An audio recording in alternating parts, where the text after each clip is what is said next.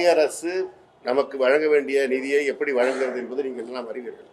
இங்கிருந்து வசூலிக்கப்படுகின்ற நிதியில் நமக்கு முறையாக வழங்கப்பட வேண்டிய பங்கு தொகை வரவில்லை என்பது எல்லோரும் அறிந்தது. ஒவ்வொரு துறைக்கும் ஒன்றிய அரசு வழங்க வேண்டிய நிதிக்கு அவர்கள் சில நிபந்தனைகளை விதித்த போது அதை ஏற்றுக்கொண்டு கையெழுத்திட்டவர்கள் அதிமுக ஆட்சியினர் தான். அதை ஒட்டிதான் இன்றைக்கும் நடைபெற்றுக் கொண்டிருக்கிறது. அதிமுக நடத்திய அந்த போராட்டம் ஒரு தேவையில்லாத போராட்டம். அதற்கு விளக்கம் அளிக்க வேண்டும்.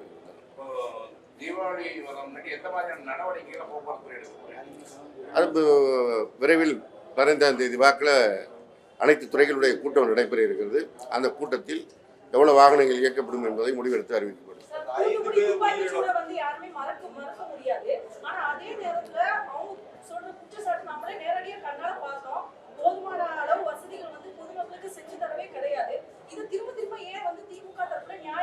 அதாவது என்ன மாதிரி வசதிகள் நீங்க எதிர்பார்க்கீங்க?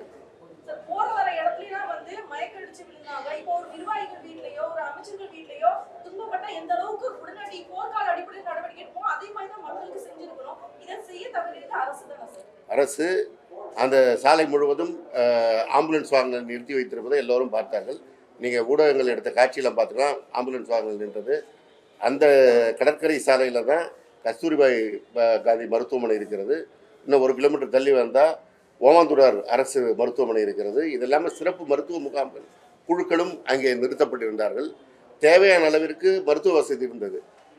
அன்றைக்கு ஏற்பட்ட சுற்றுச்சூழல் அந்த காரணமாக வெப்பநிலை அதிகரித்திருக்கின்ற சூழலில் அவர்கள் மக்களுடைய உடலிலே அந்த வெப்ப பாதிப்பு ஏற்பட்டிருக்கிறது.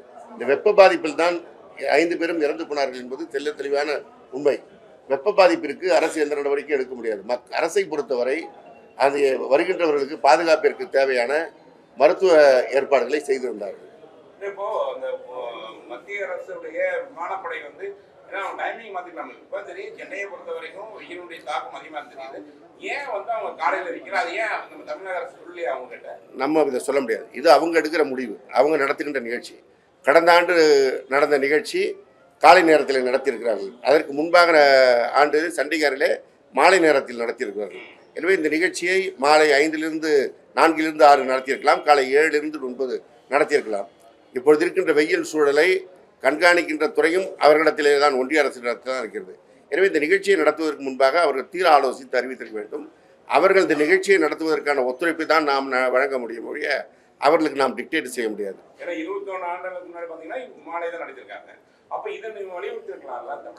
அதான் சொல்றேன், நம்ம அதை டிக்டேட் பண்ண முடியாது. ஒன்றிய அரசு சம்பந்தப்பட்டது விமானம். அவர்கள் அந்த நிகழ்ச்சியை நடத்துகிறாங்க. நிகழ்ச்சிக்கு தேவையான என்ன ஒத்துழைப்பு வழங்க வேண்டுமோ அதற்காக கூட்டங்கள் நடத்தப்பட்டிருக்கிறது. எல்லா துறையும் ஒருங்கிணைந்து செயல்பட்டிருக்கிறது என்பது எல்லோருக்கும் தெரிந்த செய்தி தான். குற்றச்சாட்டு விமானத்துறை வைக்கல, சுற்றி இருக்கின்ற அரசியல் ரீதியாக அவர்கள் இந்த குற்றச்சாட்டை வைக்க முனைகிறார்கள். உண்மை என்ன என்பதை நாம் தெளிவாகத்தான் மக்களிடம். போக்குவரத்து நெரிசல் ஏற்பட்டதும் மக்கள் உரிய நேரத்தில் அந்த இடத்தை விட்டு வெளியேற முடியாததான் அந்த பிரச்சனைகள் இருந்ததாக கூறப்படுது.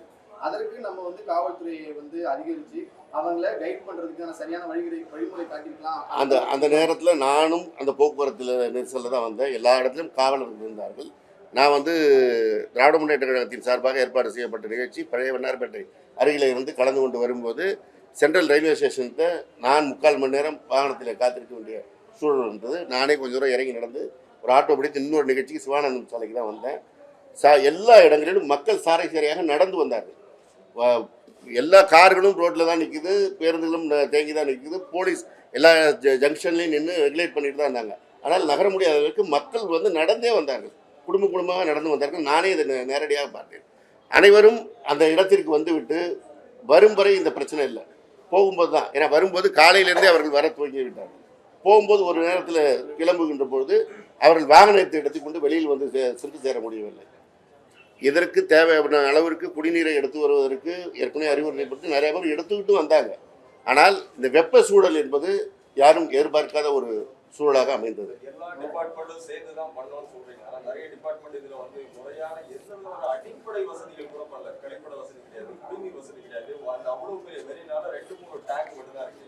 வாட்டர் பாட்டில் எதுவுமே கிடையாது, கடையிலே கிடையாது. நீங்க தண்ணி எடுத்துட்டு வந்தாலும் ஒரு பாட்டில் தான் எடுத்துட்டு வரலாம், 2 பாட்டில் எடுத்துட்டு வரலாம். அதாவது 15 லட்சம் பேர் கூடும்போது 15 லட்சம் பேருக்கும் அரசாங்கமே குடிநீர் கொடுப்பது என்பது சாத்தியமில்லாதது. எடுத்து வர முடியாதவர்களுக்கு வழங்கலாம். எவ்வளோ கார் வந்தது நீங்களே பார்த்துருப்பீங்க. அதாவது அந்த கார்களில் வந்தவர்கள் தாங்களே எடுத்துகிட்டு வரக்கூடியவர்கள் தான், சாதாரண மக்கள் அல்ல, அவர்கள் விவரம் தெரிந்தவர்கள் தான். ஆனால் எடுத்து வந்தவர்கள் பயன்படுத்தியிருக்கிறார்கள், எடுத்து வர முடியாதவர்கள் தயங்கியிருக்கிறார்கள். 15 லட்சம் பேர் கூடியதில் மருத்துவமனையில் அனுமதிக்கப்பட்டவர்கள் கிட்டத்தட்ட ஒரு 80-90 பேர். அந்த உயிரிழந்தவர்கள் 5 பேரும் மருத்துவமனைக்கு செல்வதற்கு முன்பாகத்தான் உயிரிழந்தார்கள். மருத்துவமனைக்கு போய் சிகிச்சை அளிக்கல, முறையான சிகிச்சை இல்லை என்ற பிரச்சனையும் இல்லை. எனவே திட்டமிட்டு இந்த நிகழ்ச்சியில் வருவதற்கு எல்லா ஏற்பாடும் செய்திருந்தாலும் இவ்வளோ அதாவது ஒரு குறிப்பிட்ட அளவிற்கான வசதிகளை செய்ய முடியும். ஒரு அளவுக்கு தாண்டி வசதிகளை செய்ய வேண்டும் என்பது வருகிறவர்களும் அவர்களுக்கு தேவையானவற்றை எடுத்து வர வேண்டிய சூழல் தான். போலீஸ் பாதுகாப்பு உயரவில் போடப்படுறாங்க. அரசு விழாக்கள் மற்ற நிகழ்ச்சிகள்லாம் கிட்டத்தட்ட 20,000க்கும் மேற்பட்ட போலீஸார் வந்து பாதுகாப்பு ஈடுபடுறாங்க. ஆனால் அன்றைய நிகழ்ச்சிகள்ல மொத்தமே 8,000 போலீஸார் தான் பாதுகாப்பு ஈடுபடுறாங்க. 15 லட்சம் பேருக்கு இந்த போலீஸ் நம்ம அந்த ஸ்ட்ரெச் வந்து உங்களுக்கே தெரியும். அண்ணா நினைவிடத்திலிருந்து துவங்கி கடற்கரை விளக்கு வரைக்கும் தான். அந்த இடத்திற்கு தேவையான போலீஸ் எவ்வளோ பேர், அதற்கான தேவையை கணக்கிட்டு காவல்துறையிலிருந்து அந்த பணிக்கு ஈடுபடுத்தப்பட்டார்கள். அங்கிருந்து வெளியே செல்ல மக்கள் வந்து முழுவதும் இது நகரத்தின் டி நகர் வரைக்குமே அந்த தாக்கம் வந்து கடைசியாக ஏற்பட ஆரம்பிக்கிறது.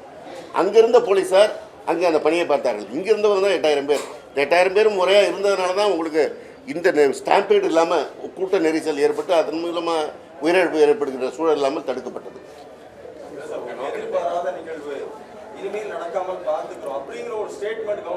முதலமைச்சர் அதற்கு வருத்தம் தெரிவித்து தான் அதற்கான இழப்பீடை வழங்கியிருக்கிறார்கள்.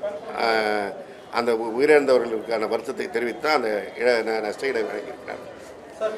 அதாவது இப்போ வட இந்தியாவில் உத்தரப்பிரதேசத்தில் சமீபத்தில் ஒரு சாமியார் நடத்தின கூட்டத்துக்கு கூடியதில் 1 லட்சம் பேர் கூடிய இடத்தில் எவ்வளோ பேர் இருந்தார்கள்னு எல்லாருக்கும் தெரியும்.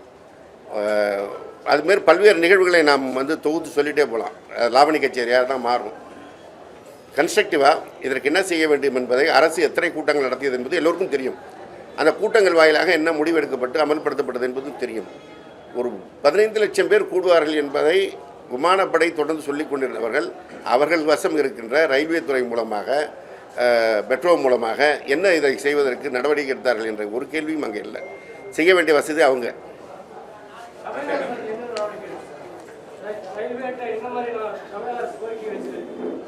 கோரிக்கை நாங்கள் வைக்க வேண்டிய அவசியம் இல்லைங்க. நடத்துறது விமானப்படை, ஒன்றிய அரசு சேர்ந்தது, ரயில்வே துறை அவங்களை சேர்ந்தது. இருந்தாலும் இவ்வளோ பேர் கூடுவாங்கன்னா அதற்கான தேவையான வசதிகளை செய்ய வேண்டும் என்று சொல்லியிருக்கிறார்கள். ஆனால் அன்றைக்கி வந்து ஞாயிற்றுக்கிழமையிலே வழக்கமாக இயக்குகின்ற அளவுக்கு தான் அவர்கள் ரயிலை இயக்கியிருக்கிறார்கள். கூடுதலாக இயக்கலை.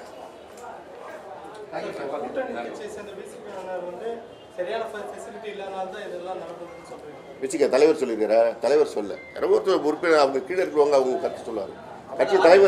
கட்சி தலைவர் சொன்னால்தான் அந்த கருத்துக்கு நாங்கள் பதில்.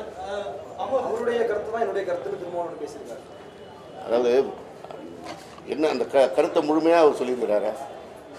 அவருடைய கருத்து ஆமோதிச்சிருக்கேன்னா அவர் முழுமையாக சொல்லியிருந்தால் நம்ம பதில் சொல்லலாம். அதுக்கு முதலமைச்சர் அவர்கள் நம்ம இதுக்கு நிவாரணம் அறிவித்திருக்கிறார்கள்.